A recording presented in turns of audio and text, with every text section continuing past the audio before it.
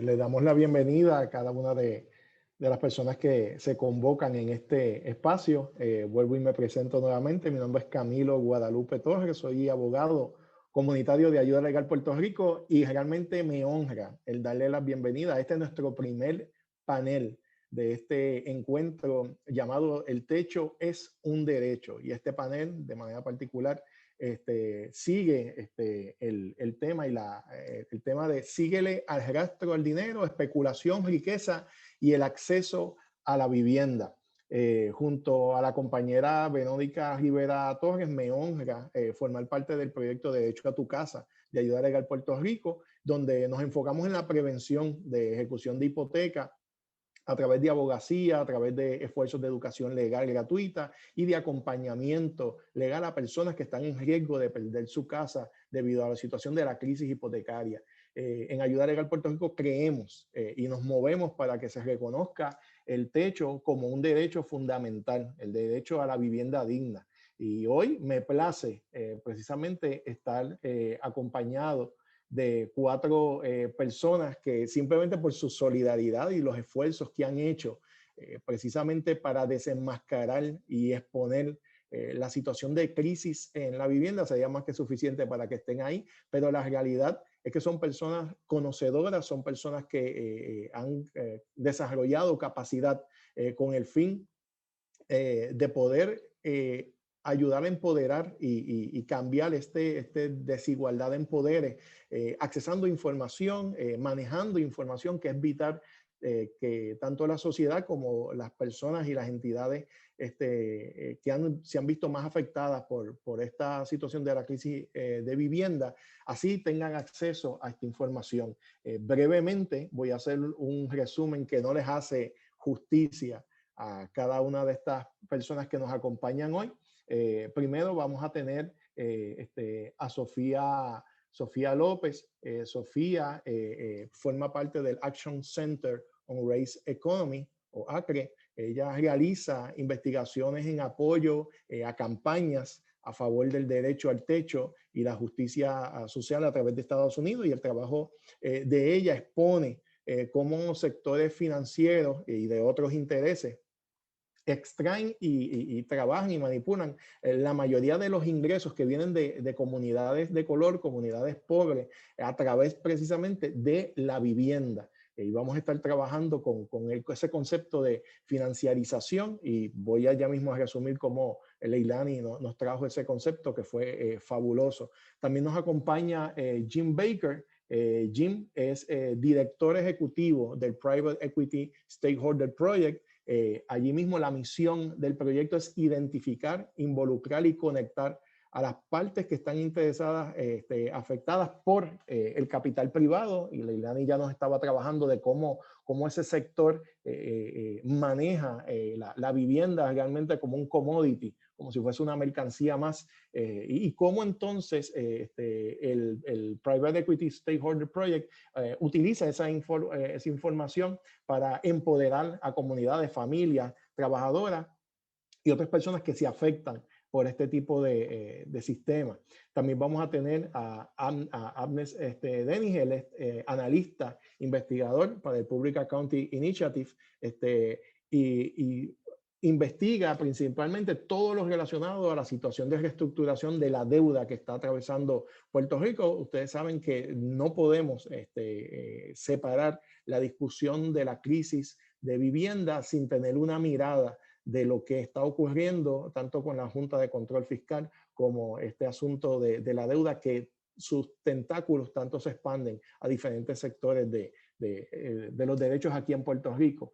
Y finalmente vamos a tener la compañía y la participación de Kaitlyn Quackenbush, quien el compromiso que Kaitlyn tiene con la justicia económica y racial, ella misma expresa que la llevó a capacitarse en una maestría en planificación urbana y regional en la Universidad de Lushkin, y ella forma parte del Strategic Action for Just Economy, que en la actualidad es donde ella labora y trabaja haciendo investigaciones y se centra en los derechos de los inquilinos, la prevención de desalojo, las entidades, cómo las entidades corporativas y el capitalismo del desastre se benefician y diseñan la forma en cómo se maneja y se explota el mercado de la vivienda. Así que vamos a tener estas 4 personas que nos van a estar acompañando y van a estar desarrollando este tema.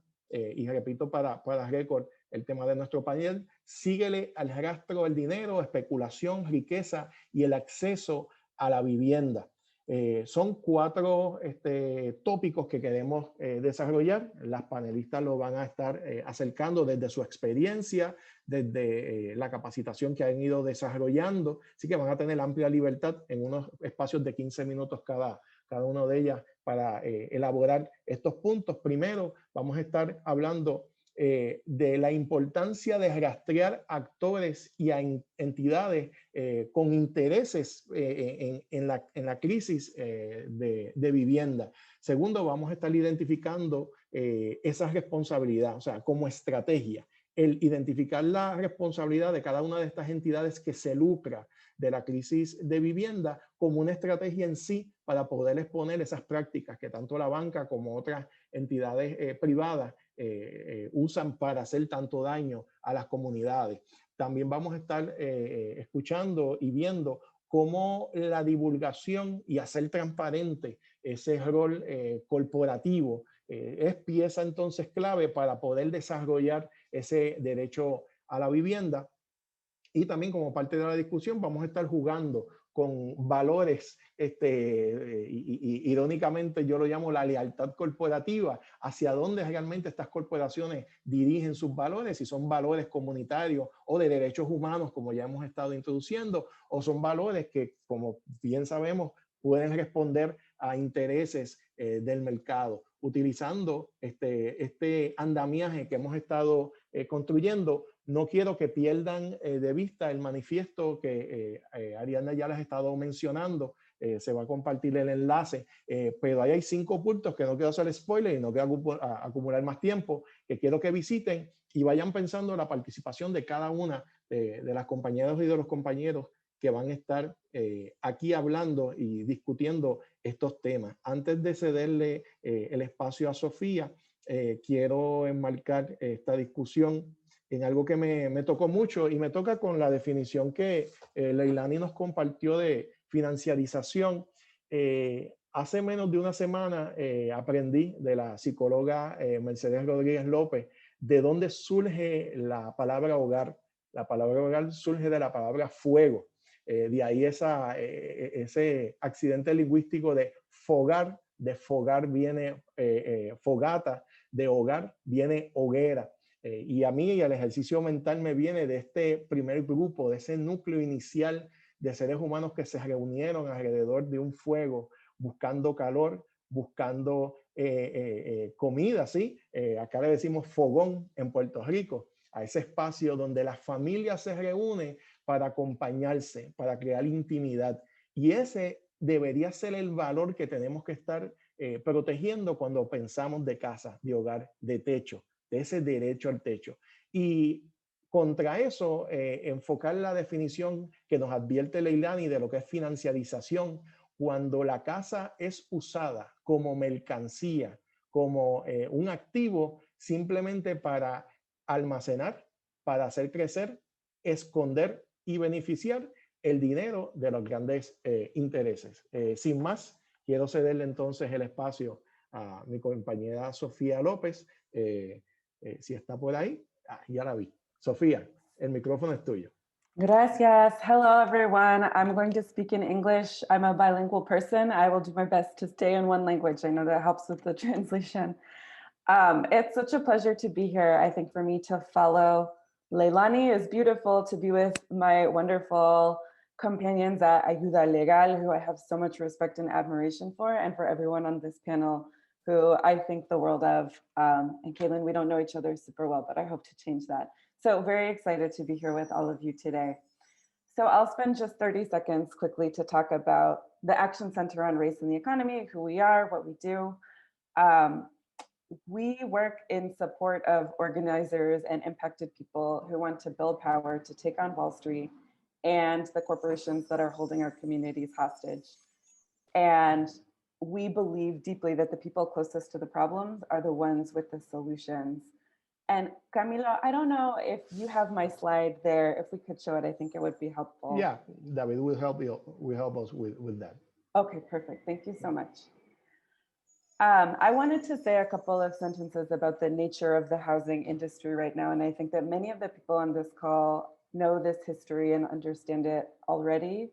And I will also say that I like to start every time I talk to people about housing to just ground the expertise of everybody who is present, because all of us have a home, all of us need a home. I think that there's deep knowledge and deep expertise that every one of us brings to this conversation, even if oftentimes the way that housing is communicated is intentionally confusing, intentionally hard to follow along. So as many people know, in 2008, we had this massive foreclosure crisis. That's where I like to start.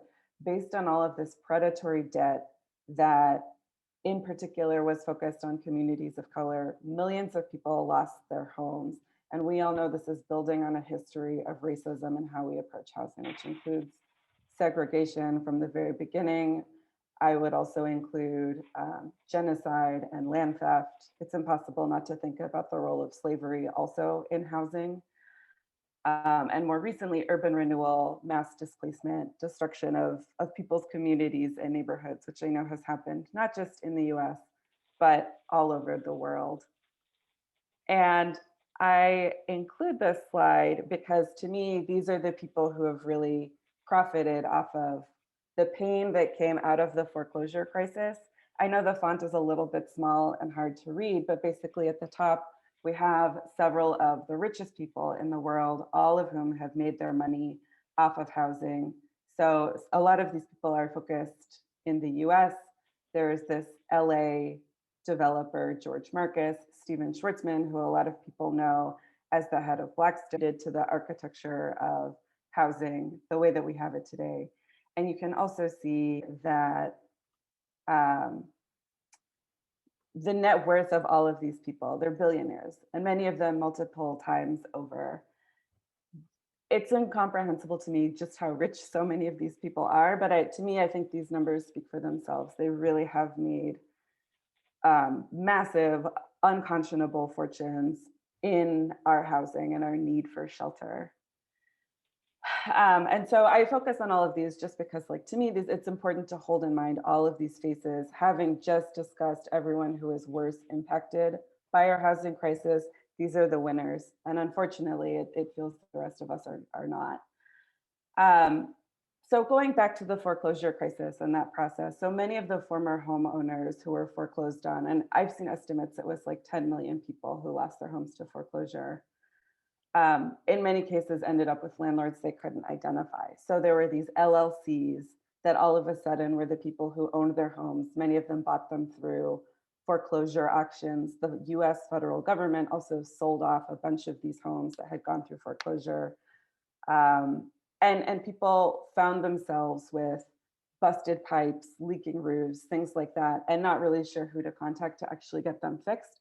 And there's been a great amount of research documenting this dynamic.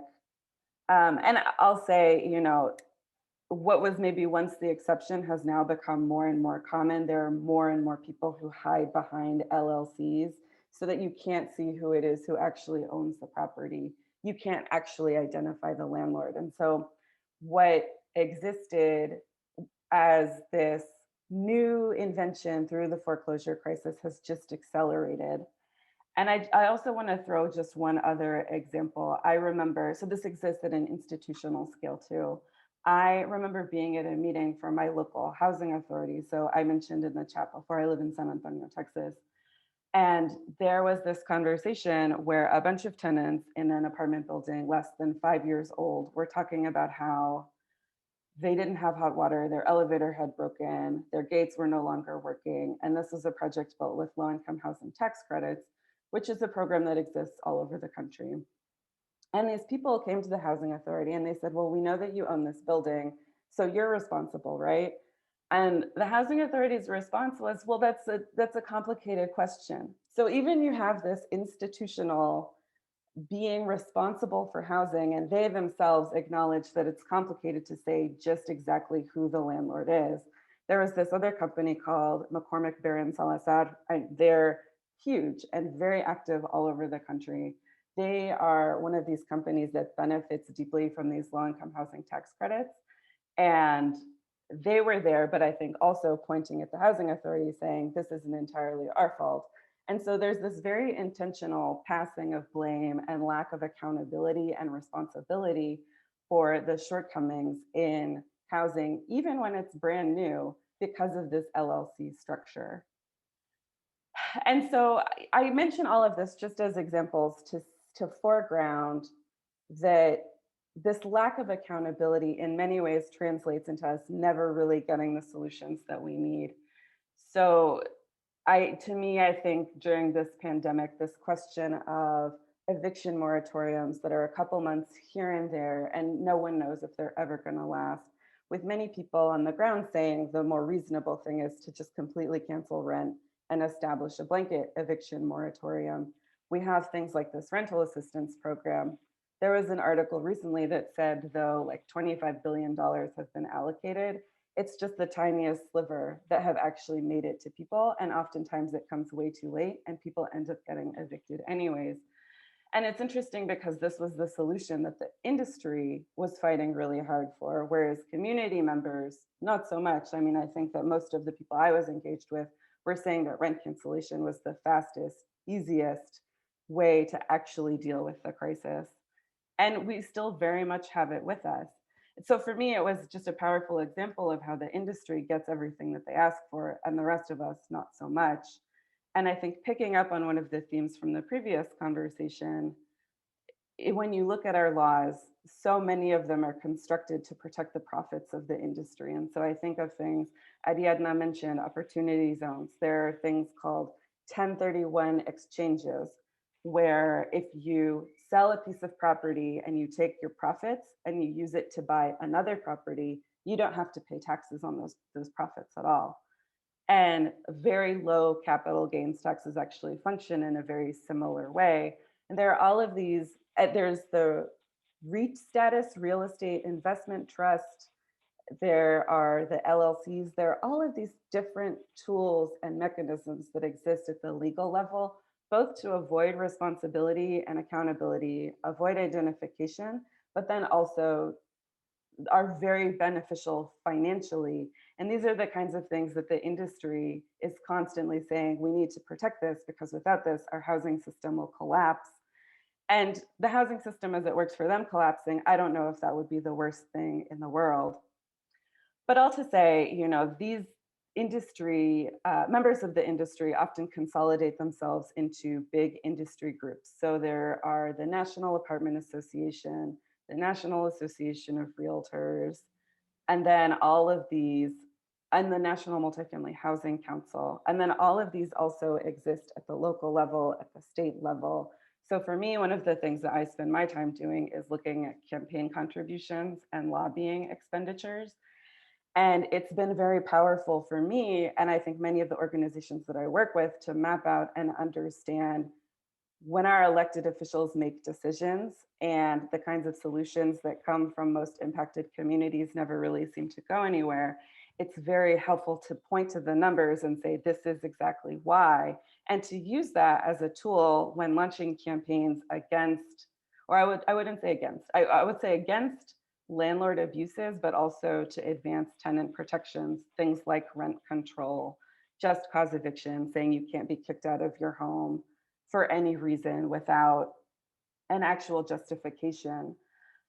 These members of the industry come out through these big coalitions, through these big entities, and they try and fight these things. And I will just use one example of work that I did with the organization in California, Alliance of Californians for Community Empowerment, 2 years ago, when they were trying to get tenant protections passed. And research I had done showed that the Association of Realtors, the apartment associations, had given so much money to both the Democratic and Republican Party, and in particular, some of these elected officials who were kind of on the fence, didn't know which way they were going to vote. And they were able to take this report and say, look, we know that you're getting money from this industry. So who is it that you're actually representing? Is it us or is it them? And putting deep pressure onto them to actually take a stand, to support tenants, to support the people who actually vote for them and put them in office consistently. And I will wrap this up by saying, to me, I think we're in a very critical moment in the US where we know that all of these private equity companies, these institutional investors, insurance companies are looking for places to park their money. And there's just so much cash swirling around right now. And they're very excited about both multifamily and single family rental apartments. We also know that at the federal level, again in the US, there are conversations about this recovery package. So billions, hundreds of billions of dollars that are going to be spent on our housing. And this is exactly a moment to say that there are these abusive corporate landlords like Invitation Homes, like Front Yard Residential, you know, the list goes on, all of these companies that are listed on this slide who've benefited from crisis in the past, whether it's climactic, whether it's financial and otherwise. How are they going to benefit from this crisis that is a pandemic and all of the money that is coming from the federal government? And are we going to have a moment where the federal government supports these actors again, or are they actually going to support us? And I think following the money, calling these people out, and I think putting the pressure on these elected officials to tell us who it is that they support, abusive corporate landlords or us, is a big opportunity for our movement and our fight to get the housing that we need, right? Housing as a human right, community ownership of housing. So I will leave it at that. And Camila, you let me know if now is the time for questions or we'll take those. Thank you, Sofía. Yes, yo tengo voy a mantenerme en español para que pues las personas que así pues me puedan entender. Sofía, estás recibiendo la traducción, ¿verdad? Yo espero que le estén perfecto. Enseguida te agradezco lo que has compartido. En particular, quería escucharte, si puedes abundar un momento más.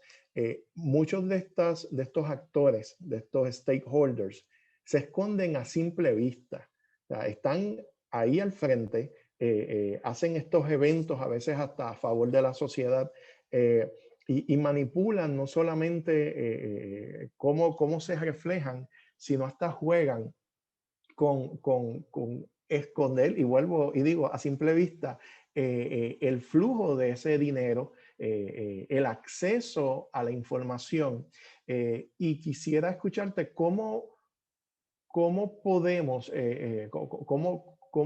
qué obstáculos hay que derribar, qué estrategias hay que seguir esforzando, desarrollando, para que esta información que, por ejemplo, tú nos has estado compartiendo, realmente llegue a los grupos que lo puedan accionar, a las comunidades que realmente puedan hacer no solamente suya la información, sino que se interprete de una manera que realmente nos haga entender que estas personas que están escondidas a simple vista son las responsables de esto, y tumbar tantos mitos y tanto humo o ilusiones que se crean para crear, porque a estas alturas todavía hay gente que piensa a favor de su banco, por menos que sea, o que respalda su landlord, y esta visión de la culpa propia porque no conocen esta otra cara. Así que, ¿cuáles serían esas estrategias o obstáculos que tú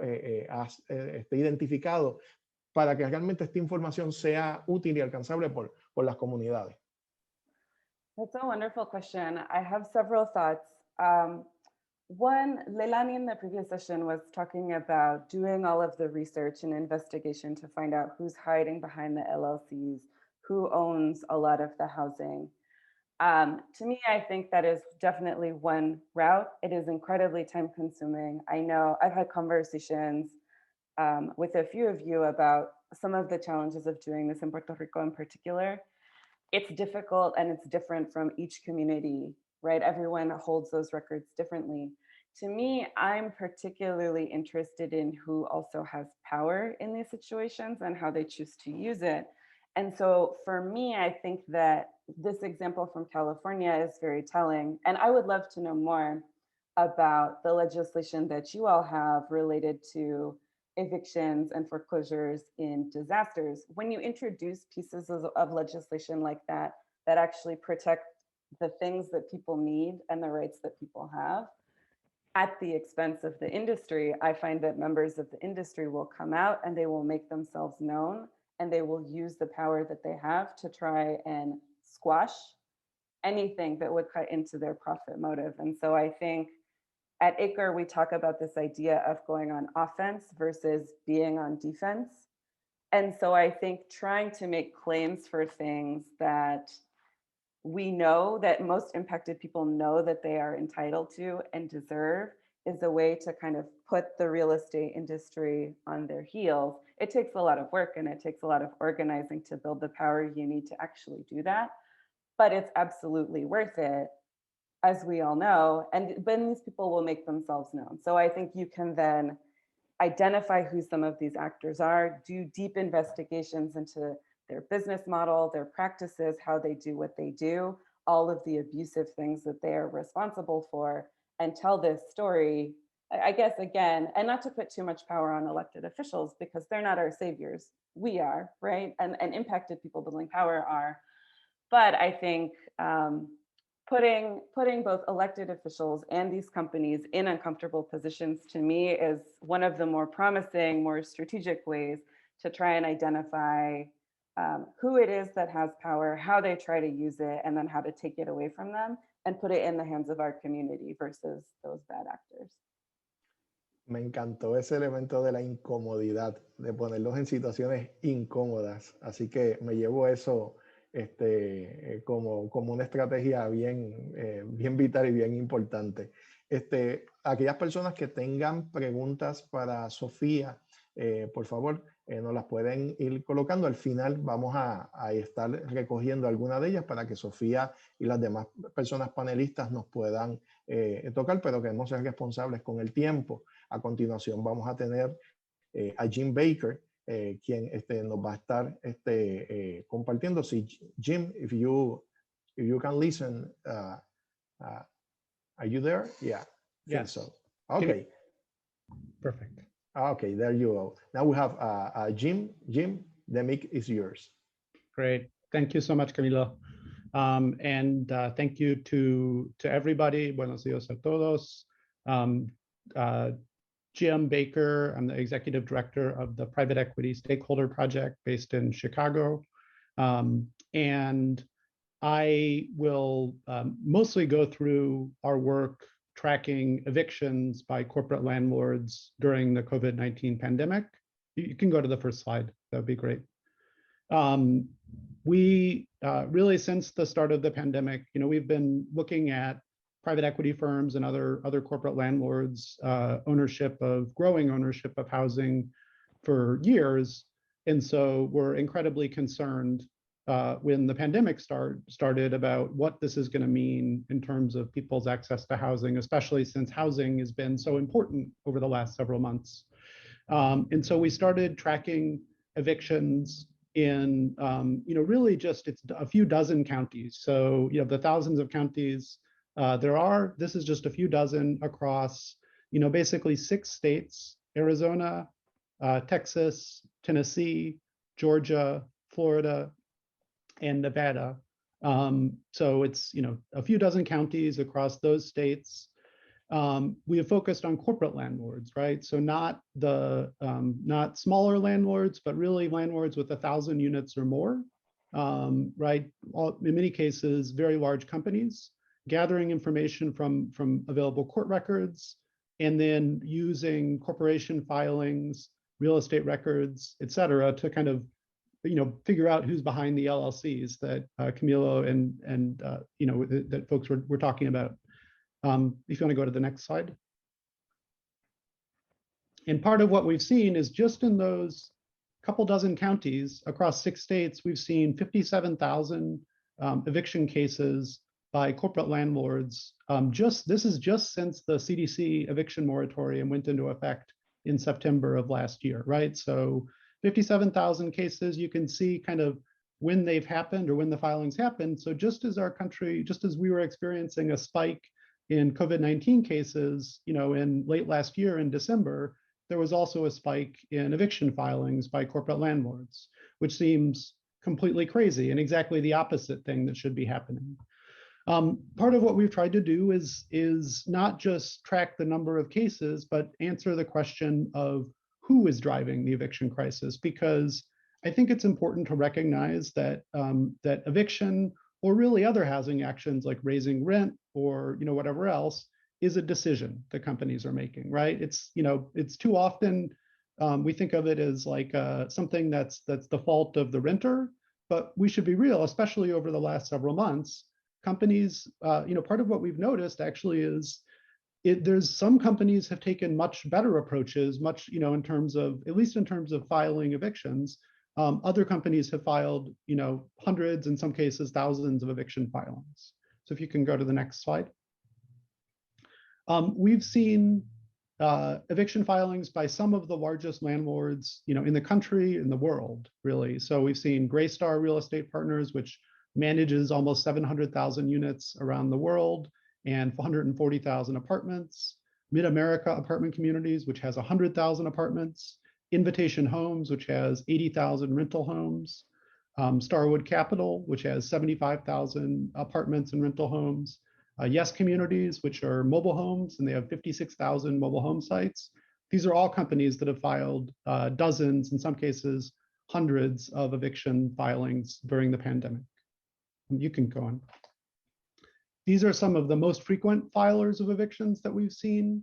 S2 Capital, a private equity firm out of Texas, filed more than 1,100. Vintron Management, which has properties in Florida and Georgia, filed also more than 1,100.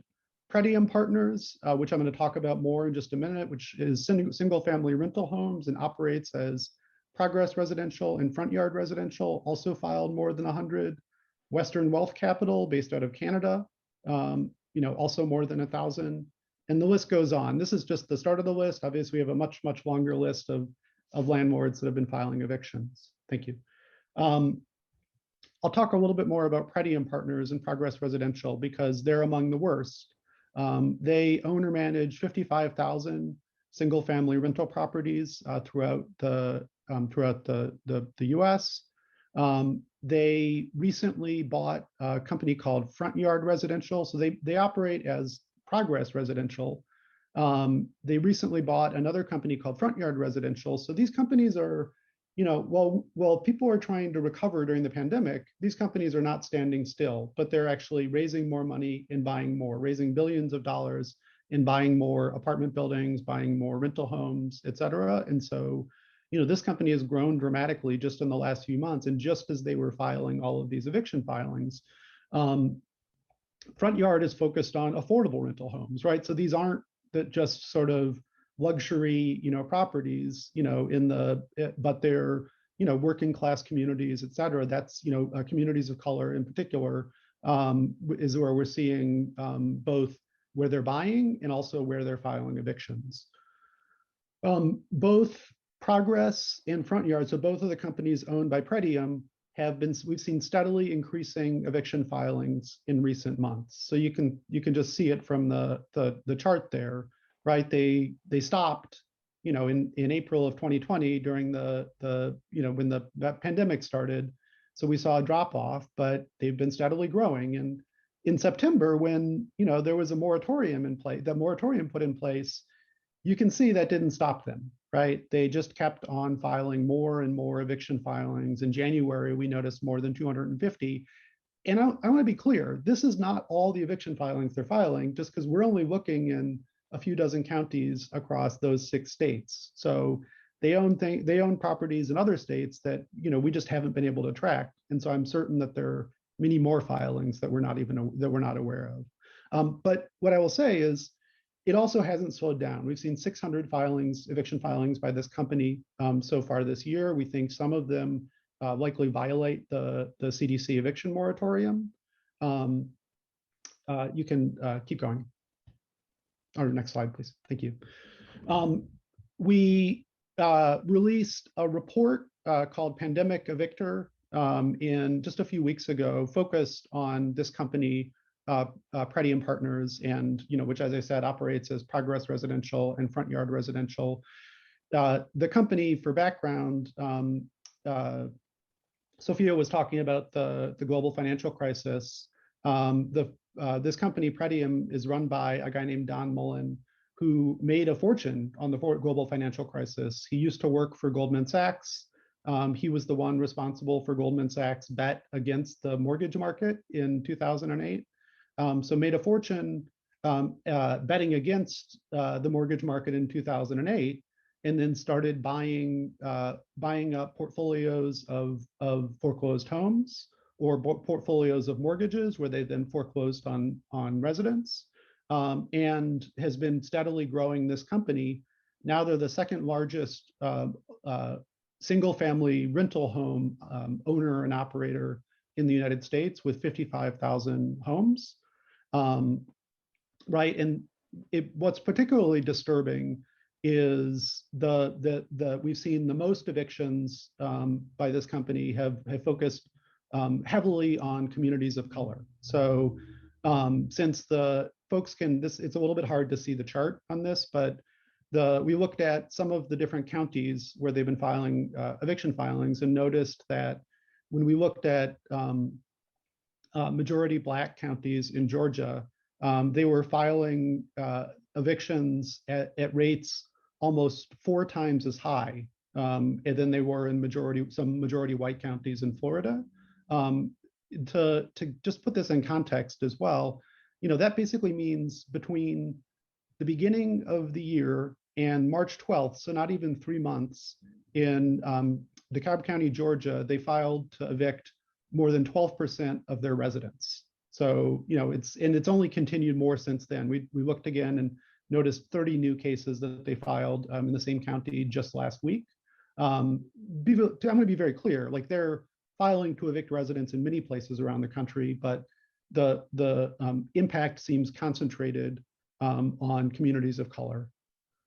We've also been working with Front Yard Residential residents in Minnesota and Minneapolis, and predominantly Black residents in Minneapolis, who also say, that in Minnesota, the state has a statewide eviction moratorium in place, which is largely held off eviction filings.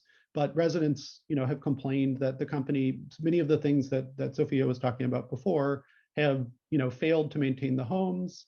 Every resident that we talk to will say the same thing, which is you can't even get this company on the phone. You have to wait for 40 minutes. So this is sort of what we're hearing from residents. And when we talk about sort of financialization and sort of what financialized ownership of housing looks like, unfortunately, I mean, not surprising, but unfortunately, this is what it looks like. If you can go on to the next slide. I don't know if there's anything else. This is just in closing. We are tracking and sharing the data on evictions. I've included my email there. If anybody wants to email me, we're happy to share the eviction data with you, as well as this report, or if we can be helpful at all in identifying who is behind evictions or foreclosures or anything else like that. So thank you so much. Jim, no, gracias. Thank you, Jim. Gracias a ti. Quiero dejarte rápido, si me puedes comentar en lo siguiente. Me encanta y entiendo que es bien poderoso ese concepto que nos traes de que la crisis es diseñada. La crisis no es un accidente. La crisis responde, y como hemos visto en estos ejemplos, a unos deseos y unos valores que el mercado realmente necesita o estas entidades necesitan. ¿Cómo entonces construir un contradiseño? ¿Cómo, según experiencias que hayas podido ver de otras entidades, sueños que uno pudiese tener acá y quisiera compartir, cómo podemos construir ese contradiseño para oponer o hacer resistencia, o como Sofía ya nos adelantaba, tomar la iniciativa contra este tipo de esquema que se ha construido? I think I mean, I think a couple of things, and we still struggle, and perhaps other panelists will have ideas about, what's another design or a different path. I think one thing that I think we've thought a lot is we need to start, we've seen many of these things, and Sophia's talked about many of these things, but I think that with the evictions, for example, we need to change the approach, right? Like I said, right, currently there has been this approach of, it's sort of like a stigma or a problem of the person who is facing an eviction filing, right? But, the reality is, there are some companies like Pretium, which I talked about, which are clearly the problem, right? They would like to blame it on in fact, they do. When they've responded to the media parts of the report, they say, oh, well, if people are behind on rent, we just have to take our, we have to protect our property. But I do think that one note that we had is to say, look, they actually, the thing about corporate landlords is, there are a lot of them, but in some ways there are some that are like especially bad, right? And so I think we need to note that and figure out how we, frankly, address the practices of some of these worst actors, right? Rather than it just being, this eviction or whatever else. We see the same thing, frankly, for companies that like Pretium that buy up portfolios of mortgages and foreclose on residents as if it's the residents' fault. I just think we need to highlight really like who are the ones that are the problems. Well, the ones that are the problems are those that are destabilizing our communities by evicting people or foreclosing on people, especially really anytime, but especially right now. Thank you, Jim. Eso de cambiar la perspectiva, change the shift, me encanta. Ok, los dejo ahora entonces con Kaitlyn. Kaitlyn, yeah. Okay, can everyone hear me? Yeah. Great, thank you, Camilo, and thank you to the fellow panelists and everyone here. It's really an honor to be a part of this group and just a little bit intimidating as well. So I'll be sharing some of SAJE's research and organizing work related to the financialization of housing. SAJE is a community-based organization that builds community power and leadership for economic justice. We've been organizing tenants in South Central Los Angeles since 1996, and we focus on tenant rights, equitable development, and healthy housing. The analysis and information about corporate landlords that I'll be talking about today importantly comes from the lived experiences of working class tenants in South Central Los Angeles that have come to SAJE over the years. And it also comes from years of organizing with these tenants who live in units owned by corporate landlords and tracking these trends, particularly following the 2008 financial crisis, which I know is a major theme today. And then the most recent research that I'll be highlighting throughout the slides on corporate consolidation comes from a recently published SAJE report titled Beyond Wall Street Landlords, which was researched and written by my brilliant colleague, Alex Ferrer. So while I'll be lifting up corporate actors in Los Angeles, I do think that this research serves as a model for mapping and revealing corporate actors across geographies. It reveals the ways in which the financialization of housing is not only driven by the largest Wall Street traded firms, but extends to a whole constellation of investment vehicles, including the LLC, which Sofía talked about, as well as trusts, and really the importance of expanding our definition of corporate takeover. And this research illustrates the relationship between financialization of housing and crisis and the ways in which it is the corporate form itself that produces these patterns of harm for renters, including eviction, displacement, houselessness, and even death. And if we could go to the next slide. This slide just illustrates, that, since 2000, the proportion of housing in corporate hands has increased dramatically. And this is for the United States. Today, corporate landlords own a growing share of rental housing, particularly large multifamily units. And there are numerous policy decisions that go back to the 1990s that many have already talked about, including extremely favorable tax policies for real estate investment trusts or REITs, the creation of the LLC and its evolution into a very common property ownership scheme that combines for those owners both the liability protections and the favorable tax treatment, general financial deregulation that we've all witnessed. And then, I want to highlight, and I know this was part of the conversation this morning, the push to adopt opportunity zones, a threat both shared by South Central Los Angeles and Puerto Rico. And if we could go to the next slide, here are just some of the numbers of who owns LA and what that landscape of ownership looks like.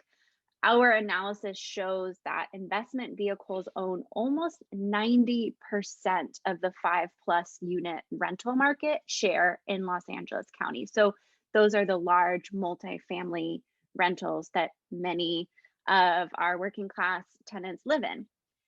And this consolidation threatens the stability of housing, the right to housing, which is what we're talking about today, because this process, this integration into global financial circuits that use corporate strategies and profit-making motives, in the words of my colleague Alex, transform housing from home to investment. So why does this really matter? I know a lot of us know the answers to these questions. I want to just highlight a few cases in Los Angeles and sort of what does this mean for the lives of working class renters. So SAJE's research and organizing has uncovered links between corporate ownership and high rent increases, evictions, harassment, habitability issues, and other unethical practices. Additionally, a contemporaneous report also links corporate ownership to vacancy and speculation in the rental market. Here, I just want to highlight some connections to slum conditions. SAJE has been organizing tenants of Hefesi buildings, a very, very large corporate landlord in South Central Los Angeles. And we have tracked significant code enforcement violations over the years. In particular, during a survey of a Hefesi-owned building conducted by SAJE, over a quarter of the units reported cockroaches. Many tenants reported being harassed by the landlord or having to pay for basic repairs, and every single tenant struggled with mold. The problem was so severe that the asthmatic child of one of the tenants was rushed to the hospital, where the doctor recommended that the carpets be replaced immediately. And when the tenant asked the Hefesi family representative for this critical repair, the response they received was, "He hasn't died yet, has he?"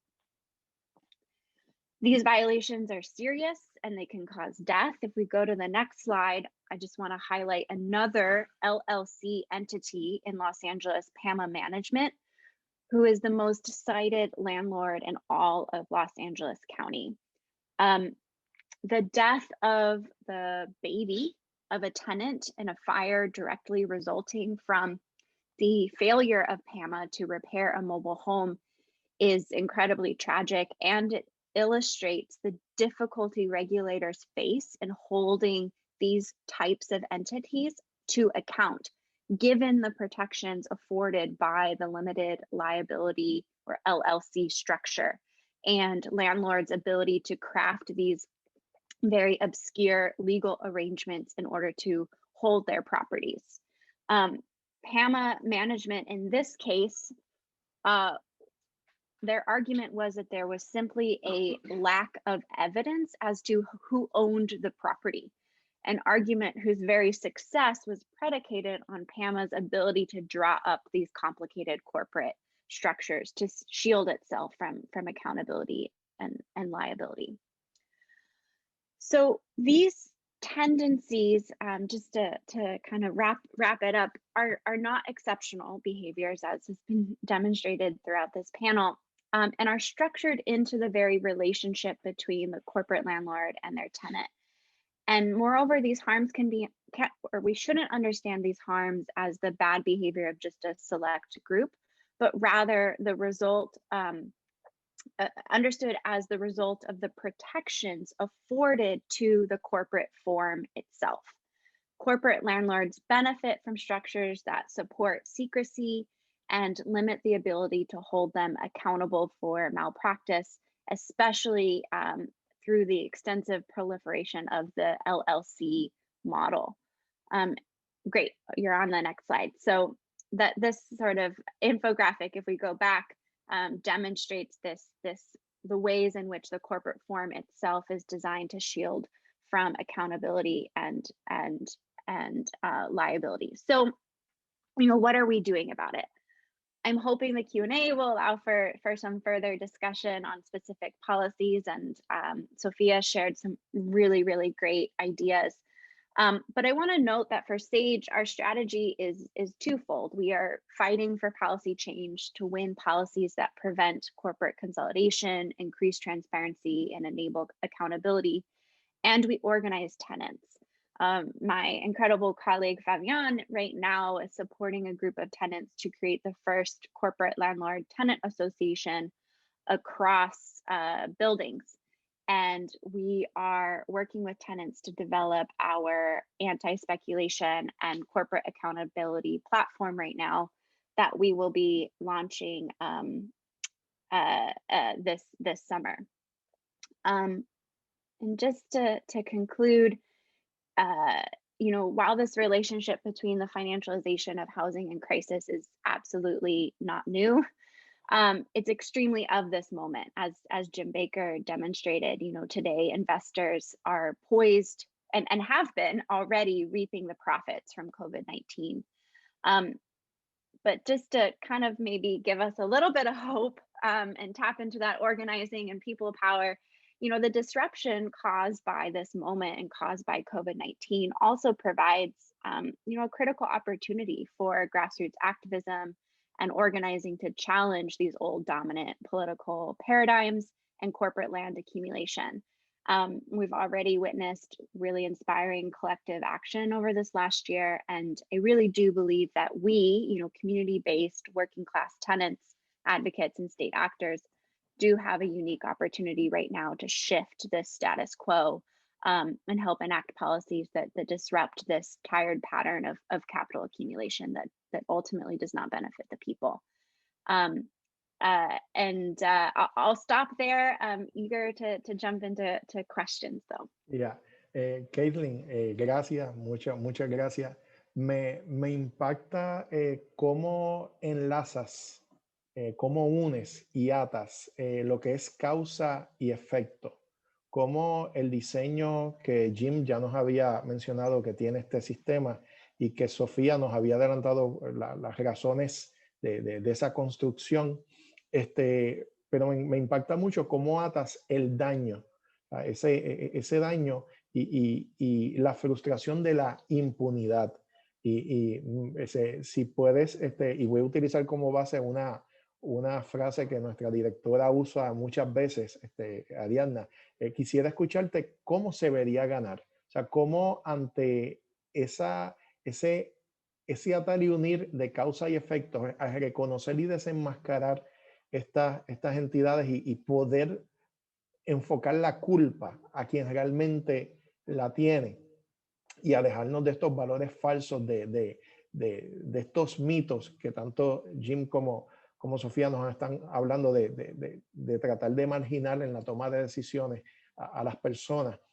¿Cómo se vería ese ganar ante este reconocimiento de esa causa y efecto? ¿Cómo soñamos? Y yo creo que ya ibas por ahí en lo último que estabas trabajando. ¿Cómo concretamos eso? De devolver ese poder a las personas lastimadas.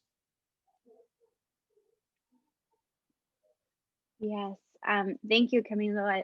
I love that question, and I'll just share a couple thoughts about what that dream or what that vision might look like, and sort of one way in which we've been framing it at SAGE, also thinking about this moment as a moment of disaster capitalism, or part of a long history of disaster capitalism.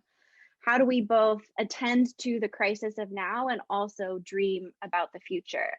So Sofía talked about rent cancellation and the importance of eliminating this debt crisis held by tenants right now in order to ensure that people can remain in their homes now, especially in a moment when home is essential to public health as well. So I think the dream for SAGE just sort of comes in three parts. One, what the immediate crisis management of keeping people in their homes. What do we need to do right now to eliminate rent debt and stop evictions? We need a true eviction moratorium, which does not exist right now anywhere. And we need to eliminate debt cancellation. And there are pathways for political actors that go beyond this rental assistance model that relies on the participation of landlord and essentially just continues this process of wealth transfer to landlords and to property, for the property owners. But state actors can take regulatory action to seize debt, which is unfortunately in our neoliberal legal framework, property, seize that debt and cancel it. So that's one. Let's do that. Let's do that today. Let's do that tomorrow. And then additionally, we're thinking about both defensive and offensive strategy. So the defensive strategy would be putting into place policies that curb the consolidation of the corporate form and corporate actors. So that's disclosure policies that create transparency, taxation that better regulates this industry. And ultimately, I would love to see a policy that actually controls the size of these portfolios, right? So we can start chipping away at the corporate form itself. But as I was saying at the end, there's also an opportunity right now for us to be offensive. And let's take this moment to organize and facilitate the control of land by people. So how do we be proactive right now and think about some of the consequences of this moment and get out in front of it so that we can set up more land banking initiatives or transfer land to community land trusts? How do we remove property from the speculative market entirely and ensure community control and affordability in perpetuity? So I'll stop there. I'm sure there's lots to say about all those things. But. Poderoso, en verdad que poderoso. Gracias, Kaitlyn. Ahora vamos a tener a Abner, que nos va a estar acompañando. Abner, el micrófono es tuyo. Bueno, mi nombre es Abner Dennis, ¿verdad? Soy investigador, analista de Leader CIS. Es una organización en Buffalo, Nueva York. Nos dedicamos a generar investigaciones que contribuyan a fortalecer las luchas de movimientos sociales, ¿verdad? En mi caso, yo me he dedicado en los pasados 3 años a investigar todo lo relacionado con la reestructuración de la deuda pública de Puerto Rico, ¿verdad? Sabemos que la quiebra del gobierno de Puerto Rico es la quiebra más grande en el mercado de bonos municipales de Estados Unidos, ¿verdad? Así que pues ahí hemos estado investigando los fondos buitres, la Junta de Control Fiscal, los planes de ajuste, etcétera. Sin embargo, pues siempre he tenido un interés, ¿verdad?, por el tema de la vivienda y especialmente el tema de las ejecuciones de hipoteca, que creo que fue el que me provocó ese interés en investigar el tema. Así que, ¿verdad?, si puedes poner el primer slide. Esa gráfica que ven ahí fue la que me causó tanto impacto que tuve que empezar a investigar, bueno, qué es lo que está pasando en Puerto Rico, ¿verdad? Aquí lo que estamos viendo, esos números que están viendo ahí son las ejecuciones de hipoteca por año.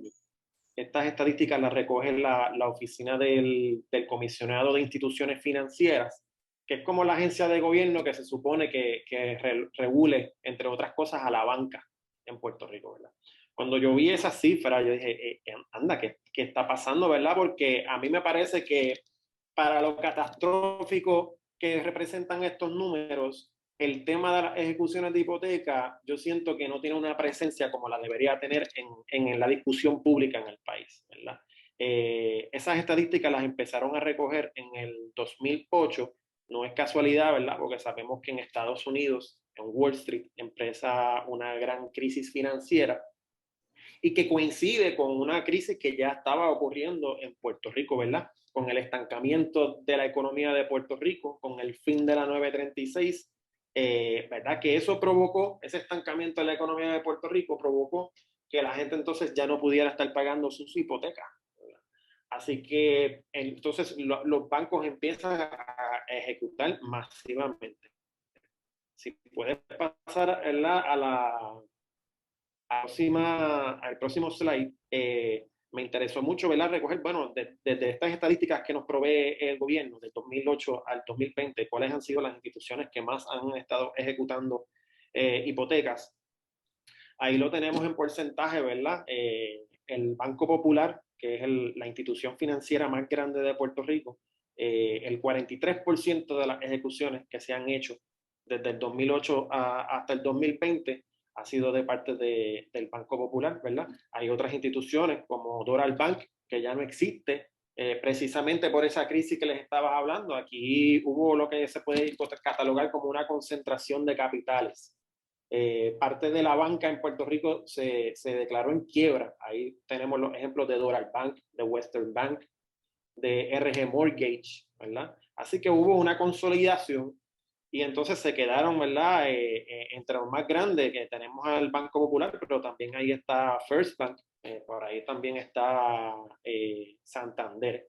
Así que me interesó mucho la magnitud de la crisis de las ejecuciones de hipoteca en Puerto Rico. Una cosa que quiero aclarar también es que las estadísticas que vieron en ese primer slide están incompletas. Voy a abundar un poquito de eso próximamente. Pero esas estadísticas, una de las cosas que más me impresionaron es que no incluyen las ejecuciones de hipoteca que se hacen desde el Tribunal Federal en Puerto Rico. Estas ejecuciones solamente están contando las ejecuciones que se hicieron en los tribunales de Puerto Rico. No están incluyendo las del Tribunal Federal. Y eso es muy importante para lo que vamos a ver próximamente. Si puedes pasar al tercer slide. Esto que vemos aquí, ¿verdad? Es importante porque lo que ocurre más o menos desde el 2010 al 2015 es que la banca en Puerto Rico, al tener miles y miles y miles de ejecuciones de hipoteca, al fin y al cabo para la banca tradicional esto no es negocio, estos representan pérdidas, ¿verdad? Ellos lo que quieren es dinero, cash en efectivo, no les conviene tener estas propiedades, así que eventualmente la banca tuvo que limpiar su cartera, ¿verdad? Y empiezan una serie de transacciones de las cuales esta es un ejemplo en la cual los bancos de Puerto Rico empiezan a venderle los préstamos morosos, tanto préstamos comerciales como préstamos de empresas de construcción y también propiedades, ¿verdad? Hipotecas que ya estaban morosas, empiezan a crear todos estos paquetes y se los venden ¿a quién? A fondos de inversiones, ¿verdad? A inversionistas que vienen de afuera y que cuando lo vemos en un calendario más o menos coincide con el comienzo de la crisis de deuda en Puerto Rico, ¿verdad? Así que si por un lado tenemos a los fondos buitres que están llegando a Puerto Rico más o menos desde el 2014 en adelante, cuando las casas acreditadoras degradan el crédito del gobierno de Puerto Rico, al mismo tiempo tenemos a la banca que está ejecutando miles y miles de propiedades al año, haciendo estas transacciones, vendiendo estos préstamos, se lo venden a fondos de inversiones, porque esto es muy, ¿verdad? Importante, porque para muchas personas, por ejemplo, si tu hipoteca a lo mejor era con First Bank o era con el Banco Popular, de la noche a la mañana te enteraste que ya tu hipoteca la tiene otra institución financiera, ¿verdad? Eso pasó tengo una compañera, vaya, la mamá de una compañera, que de momento sí, su hipoteca se la vendieron. Y de momento ya no estás, tú no estás bregando con la misma institución con la cual ya tú estabas acostumbrado, te cambian las reglas. Puedes pasar al próximo slide. Creo que algo importante, ¿verdad? Con estos números, siempre me gusta ir de lo macro a lo micro, es reconocer que estamos hablando de un problema sistémico, ¿verdad? Los problemas sistémicos se ejecutan a través de unos actores particulares, en este caso los bancos, los fondos de inversiones, pero estamos hablando de un problema a nivel sistémico que a veces esa perspectiva macro se pierde en estos debates, ¿verdad? Yo quería traerles como ejemplo el caso de Rushmore, porque fue un caso que me pareció muy interesante, gracias a los compañeros de Hedge Clippers, ¿verdad? Que generaron esta investigación. Pudimos esclarecer un poco la estructura corporativa de hacia dónde se estaba moviendo este dinero, ¿verdad? Y lo que pasaba con Rushmore es un poco lo que les comentaba, ¿verdad? Que Rushmore de momento entra a Puerto Rico como para el 2014 y empieza con una estrategia súper agresiva de ejecuciones de hipoteca. Y lo particular de esta compañía es que estaba yendo al Tribunal Federal, lo cual es muchísimo más difícil para los puertorriqueños y puertorriqueñas defenderse, porque, por ejemplo, tienes un problema lingüístico. Ahí toda la documentación y lo que se habla es en inglés. También no todos los abogados pueden litigar y pueden presentarse en un tribunal federal. Así que lo estaban haciendo, ¿verdad? A propósito, estaban viendo al Tribunal Federal a través de esta compañía que se llamaba Roosevelt Cayman Asset Company. Era la que estaba haciendo las ejecuciones, ¿verdad? Y esa, ¿verdad? Estaba afiliada a Rushmore Loan. Cuando hablamos de afiliada, ¿verdad? Es que son compañías que son controladas por otras compañías, ¿verdad? Usualmente cuando en la manera de hacer sus negocios hablamos de una serie de corporaciones que están íntimamente relacionadas entre sí, que a lo mejor cuando uno ve un nombre, uno piensa que es solamente una compañía en particular, pero cuando te pones a investigar, estas compañías están relacionadas con otras compañías. Así que parte de la investigación, ¿verdad? Cuando tú entras a la página de Rushmore, aparece como otra compañía común y corriente, pero cuando se investigan, ¿verdad?, los documentos que ellos tienen que erradicar en la Comisión de Valores de Estados Unidos, nos enteramos que ellos son una subsidiaria de Roosevelt Management Company. O sea que Roosevelt Management Company es la compañía que controla a Rushmore.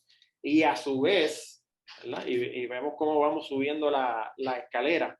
Roosevelt Management Company es una afiliada de TPG Capital, ¿verdad? Y aquí llegamos ya a los grandes intereses, porque TPG Capital es un fondo de capital privado, uno de los más grandes del mundo. Entonces, vieron la diferencia, no es lo mismo que estamos bregando con una mera empresa, una mera compañía, sino que cuando investigamos bien, no estamos bregando con esa compañía solamente en particular, estamos bregando con uno de los fondos de inversiones más grandes del mundo, ¿verdad? Entonces, yo creo que un detallito que quería compartirles es que Rushmore es un beneficiario de la Ley 20 en Puerto Rico. La Ley 20 es una de las leyes que ofrece exenciones contributivas a las compañías que exportan servicios. Así que miren cómo es esta cosa. Esta gente llega a Puerto Rico en el 2014, se acogen a la Ley 20 y mientras están ejecutando hipotecas, dejando a la gente sin vivienda en el Tribunal Federal, al mismo tiempo el gobierno de Puerto Rico le está proveyendo exenciones contributivas. Yo creo que, ¿verdad? Y para ir ya cerrando mi aportación de lo que les quería traer en el día de hoy, es la importancia de quiénes son los actores que se lucran de la crisis. Creo que, número uno, hay que reconocer que crisis como esta, crisis de la vivienda en Puerto Rico, estamos hablando de unos problemas sistémicos y eso es muy importante resaltarlo cuando conversamos sobre estos temas, porque usualmente el sistema le echa la culpa al individuo, le echa la culpa a la gente, diciendo, bueno, si tú no estás pagando es que tú eres un irresponsable porque no estás pagando tu hipoteca, pero cuando lo vemos a nivel macro, bueno, pero es que aquí hay un disloque literalmente en el sistema capitalista de cómo está funcionando. Entonces ya no es solamente los individuos, aquí estamos hablando de un problema sistémico. Pero por otro lado, cuando investigamos, ¿verdad?, a estos actores particulares, podemos encontrarnos como estos casos, que ya no estamos hablando de una mera compañía, estamos hablando de un fondo de capital privado, uno de los más grandes del mundo, Y la importancia de esto es a la hora de diseñar nuestras estrategias de cómo vamos a resistir y cómo vamos a dar la ofensiva ante estas situaciones, ¿verdad? Una de las cosas que yo he aprendido a través de mi trabajo es que a estos intereses corporativos no les gusta estar en las cámaras, no les gusta sentir la presión del debate público, ¿verdad? El poder corporativo, mientras más invisible, mejor. Mientras ellos sientan que los negocios están corriendo en automático, lucrándose, y que nadie está hablando de ellos, muchísimo mejor. Al momento en que hay una presión pública de organizaciones y de movimientos que le ponen ahí la linterna en la cara a estos intereses, ellos responden casi inmediatamente para ver entonces, mira, ¿cómo podemos resolver esto? Y pienso que eso es algo muy importante, ¿verdad? A la hora de resistir y de luchar, ¿verdad? Por el derecho a la vivienda. Abner, gracias muchas. Me impacta lo que nos compartes de Rushmore y la ley 20 y cómo aún aquellas personas, entidades más poderosas, no solamente dañan, como Kaitlyn ya nos estaba diciendo, y vulneran, sino que reciben el respaldo del mismo sistema para enfatizar lo que siempre hemos dicho, que las situaciones, los desastres económicos, los desastres meteorológicos, los desastres políticos, están diseñados, como Jim nos había dicho y Sofía había adelantado, y responden a unos valores protegidos hasta con uñas y dientes por el sistema que estamos introducidos. En una respuesta breve, para entonces empezar a compartirle las preguntas que tengo del público, ¿cómo cambiamos ese discurso, Abner? ¿Cómo cambiamos ese discurso de que esto es un problema individual, como ya en ese cierre que tú estabas haciendo, versus que realmente es uno colectivo, que la culpa no es de esa persona que se atrasó en el pago de la hipoteca porque fue un irresponsable o fue una persona irresponsable, sino porque realmente se ha construido un ecosistema para llevar a esa indefensión a esa persona. ¿Qué respuesta pudiésemos tener en esa dirección?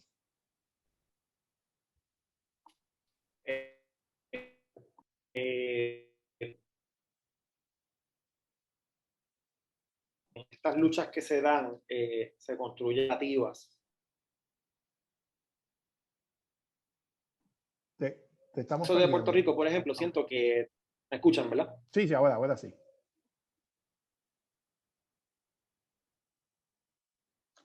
¿Aló? ¿Estás ahí? Es un gobierno que hay un concepto. Sí, yo estoy.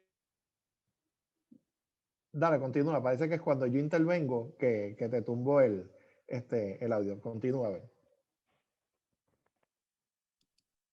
Ahí me escuchan, ¿verdad? Yeah. Pienso que trabajos como este de investigación, ¿verdad? Son muy importantes a la hora de visibilizar. Creo que aquí hay mucho trabajo por hacer y en ese sentido creo que ¿verdad? La organización Ayuda Legal está haciendo un excelente trabajo en visibilizar estos casos, porque usualmente yo siento que muchas personas se sufren estas tragedias individualmente, ¿verdad? Incluso hay un sentido hasta, se podría decir, de vergüenza, porque no quiero compartir lo que me está sucediendo porque siento que he fracasado en esa ideología del éxito individual que se nos inculca desde pequeños. Creo que es muy importante visibilizar de que lo que te está sucediendo a ti, no solamente te está sucediendo a ti, le está sucediendo a cientos y miles de personas. Y creo que también hay que desmantelar este mito que la crisis la estamos pagando todos por igual, porque realmente eso no es así. Hay una gran mayoría aquí que está sufriendo o estamos sufriendo la crisis, pero hay unas instituciones, hay unos actores en particulares que se están lucrando y que esto es un gran negocio para ellos. Y esas son las instituciones, las personas que nosotros tenemos que visibilizar para decir, aquí no se trata de un problema individual, se trata de un problema colectivo, de un problema sistémico. Y estas son las instituciones que se están lucrando de estas tragedias. Y yo creo que eso contribuiría un poco a construir esa narrativa que nosotros proyectamos a la hora de dar estas luchas, ¿verdad? Por los derechos de la vivienda. Gracias, Abner. Ahora sé que tenemos muy poco tiempo. Yo quisiera que este panel durara por lo menos 3 días más, pero el panel solo, no solamente el encuentro, el panel solo por lo menos 3 días más. Pero quiero compartirle algunas de las preguntas que el público nos ha estado compartiendo. La siguiente, si Brújula no tiene inconveniente, la voy a leer en inglés ya que está aquí. Esta es para Sofía. Dice, Sofía, this question is for you. Here in New Jersey, we have a strong anti-eviction act, but public housing authority have used the failure to maintain their unit as a way to demolish their units and are now seeking to redevelop their public housing sites in partnership with private developers seeking to displace community of colors. Difficult to identify. This is difficult to identify the private actors working with the public housing authorities. Your comments regarding this, Sofía, and thank you. Yes, of course.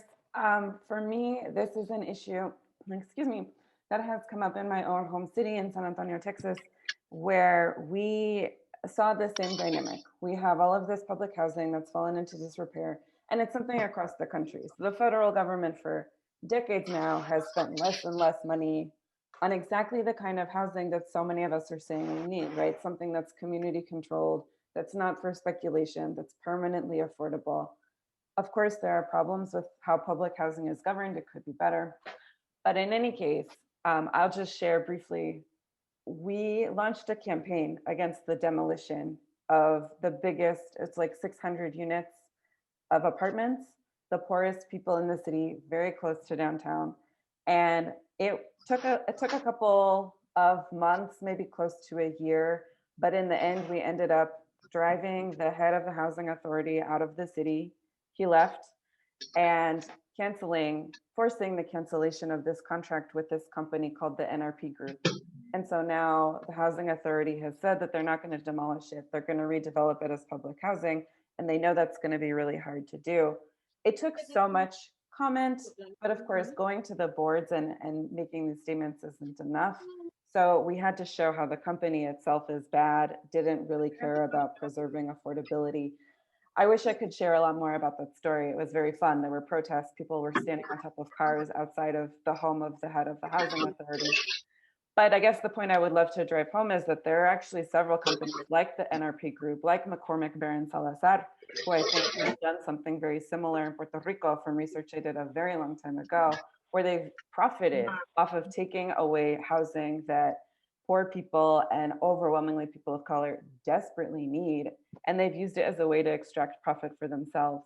I would love to talk, and I'll drop my email in the chat, with anyone who has questions that I could support on this issue, because it's really a small number of companies who have made a profit model off of doing business in this kind of a way. Gracias, Sofía. Quiero aprovechar para aquellas personas que todavía pues necesitan información de las organizaciones. Se va a estar supliendo también forma de contacto de cada una de las panelistas. Jim, this one is for you. Is there a correlation between areas where they are evicting and where these entities are buying? Have been detected a kind of correlation between these two actions, the evictions and the buying of these properties?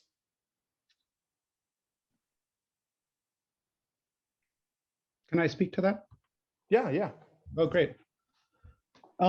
Yes, is the answer. Very simple. For some of the Pretium partners or Invitation Homes or some of the other rental home companies, the part of what we've noticed is that their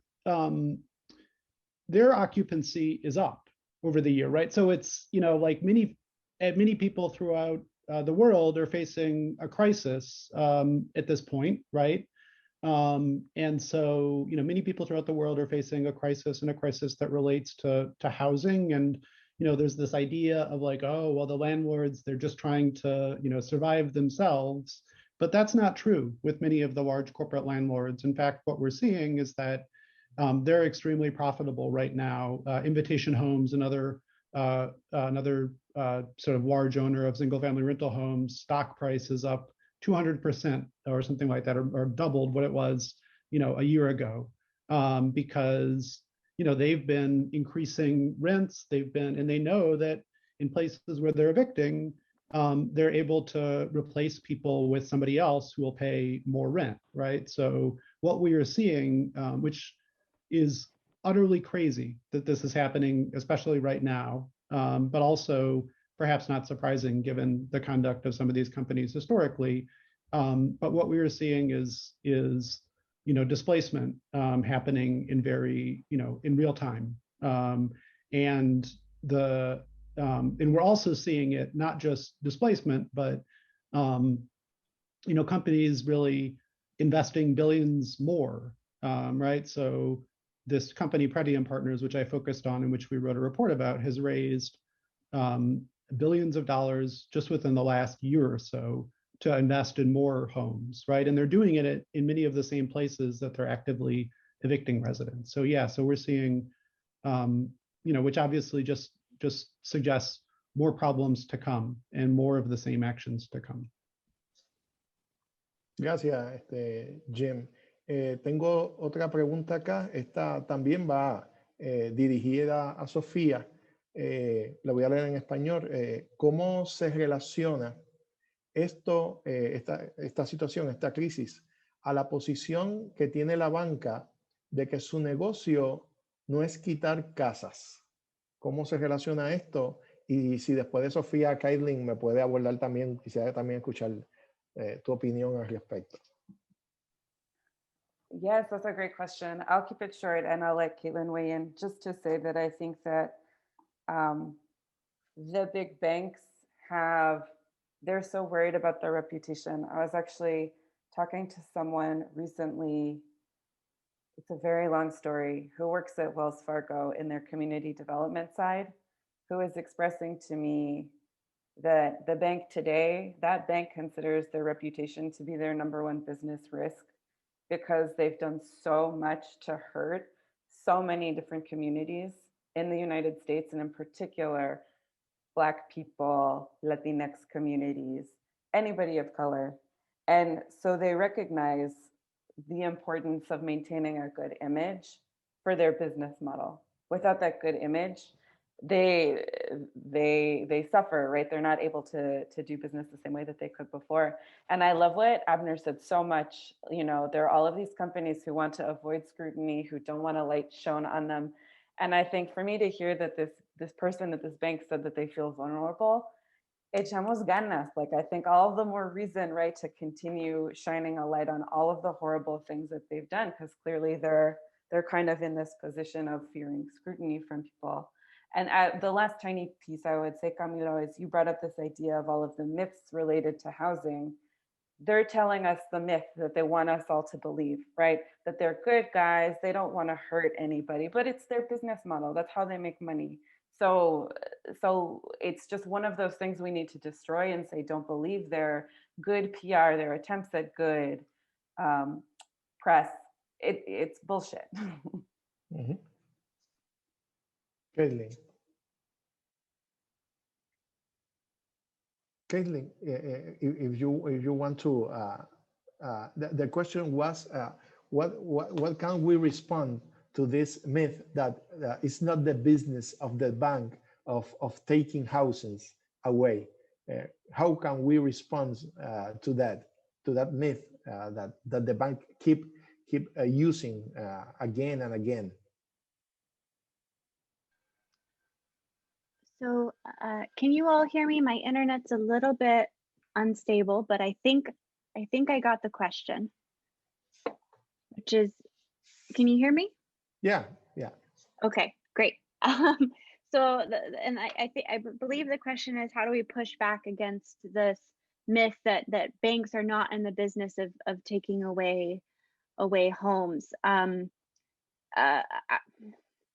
mean, I don't think I have a whole lot more to add than what Sofía and Abner and Jim and others have already shared, which is that through meticulous research and organizing, we can reveal the direct link between banking practices, the financialization of housing, and the fact that through these relationships that have been formed, the purpose is no longer about housing people or providing home to people. It's about investments and profit motives, and we can tell that story. We can reveal those relationships. I want to note, Sofía said something at the top that really resonated. The practice of investigating these actors one by one and revealing their network of LLCs and who's ultimately behind it and who they're donating to and who's beholden to them is extremely time intensive and challenging investigative research. So shout outs to the researchers doing that work. But we need to do more of that, and then popularize these pathways and relationships and disseminate that information. So that's my thought. Continue to do what you all are doing here. Thanks a lot, Kaitlyn.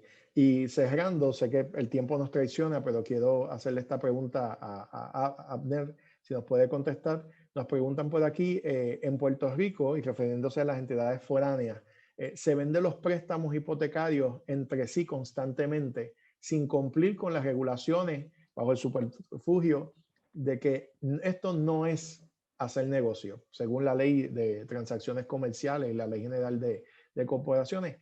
¿Qué se puede hacer entonces con este tipo de mercado que se escapa hasta visualmente? Y te felicito porque lo trajiste visualmente muy bien, pero se escapa del radar. ¿Cómo jugar cómo contestar a este tipo de situación? Es una pregunta difícil, ¿verdad? Porque el poder, estamos hablando del capital financiero y su poder ante, por ejemplo, el gobierno de Puerto Rico, que sabemos en la situación que está. A mí me parece, por ejemplo, que la oficina del comisionado de instituciones financieras, que se supone que es la entidad que regula, pues no regula mucho realmente. No cumple un trabajo y tiene que ver porque muchos de los que dirigen esta oficina precisamente provienen de la banca, ¿sabes? Se retiran de la banca, van a la oficina, dirigen ahí 2 o 3 años y regresan a la banca. Eso, el historial de la UCIF está repleto de puertas giratorias. Yo de verdad pensaría yo que tiene que haber un cambio sistémico para hacerle frente a eso. Porque lo otro sería ya irnos por la vía de la regulación, del cabildeo, y yo pienso que, ¿verdad?, que ahí no vamos a llegar mucho a ningún lado, por lo menos frente a lo que estamos viviendo en Puerto Rico. Pienso que los cambios que necesitamos tienen que ser sistémicos, ¿verdad? Y para que haya un cambio sistémico necesitamos organización.